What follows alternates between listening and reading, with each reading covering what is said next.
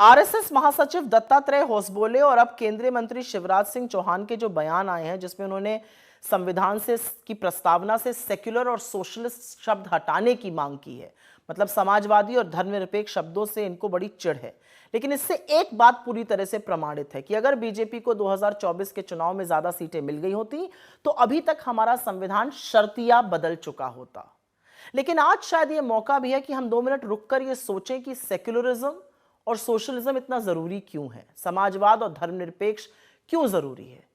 ये इसलिए जरूरी है क्योंकि ये सिर्फ हमारे देश की सोच या परिकल्पना नहीं है, ये एक आधारभूत ढांचा है जिसने सबको जोड़कर रखा है, सरकार को, जनता को, कार्यपालिका को, न्यायपालिका को, सबको।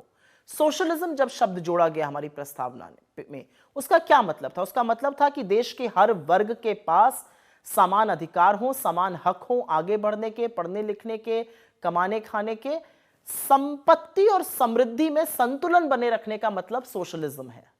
गरीबों को देखकर अंत्योदय की बात की जाए। और सेक्युलरिज्म से ज्यादा खूबसूरत और क्या हो सकता है कि स्टेट की कोई रिलीजन नहीं होगी, मतलब सरल भाषा में कोई भी नीति धर्म पर आधारित नहीं होगी। लेकिन आरएसएस की सोच इसके ठीक 180 डिग्री विपरीत है, उल्टी है। वो उनका सारा अस्तित्व ही इस बात का है कि मुसलमानों से, अल्पसंख्यकों से, दलितों से, पिछड़ों से, आदिवासियों से कैसे हक छीना जाए और उनको कैसे दोयम दर्जे का नागरिक बनाया जाए। उनकी रगों में वास्तव में पूंजीपतियों का और कैपिटलिज्म का खून बहता है। उनको बहुत अच्छा लगता है कि एक अडानी है, बाकी सब उनके मजदूर बन जाएं। उनको कोई दिक्कत नहीं कि पिछले 11 सालों में अमीरों और गरीबों के बीच में खाई बढ़ रही है।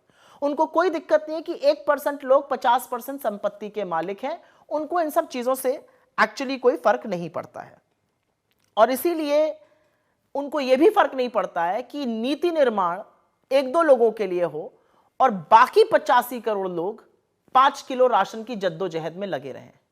इनके लिए असल में सबसे बड़े खलनायक तो बाबा साहब अंबेडकर हैं, जिनके संविधान ने इस देश के दलितों को, पिछड़ों को, आदिवासियों को, महिलाओं को, अल्पसंख्यकों को यह हक दिया कि वो अपना हक बराबरी से मांग सकें, सम्मानपूर्वक जी सकें। ये उनके संविधान से तब भी चिढ़ते थे, तब कहते थे मनुस्मृति पर आधारित होना चाहिए। 1949 से ये प्रतिया जला रहे थे और आज भी सेक्युलरिज्म, सोशलिज्म के नाम सुनकर इनके सीने पर सांप लौटता है। असल में नरेंद्र मोदी जी बात बात पर संविधान तो उनको माथे पे लगाना पड़ता है, लेकिन रह रहकर जो दिल की बात है वो भी जुबान पे आ जाती है, क्योंकि इनके दिल में दलित, पिछड़े, आदिवासी, अल्पसंख्यक, महिलाएं मजदूरों की तरह काम करें और ये राजा की तरह राज करें। यही आरएसएस और बीजेपी की असली सोच है।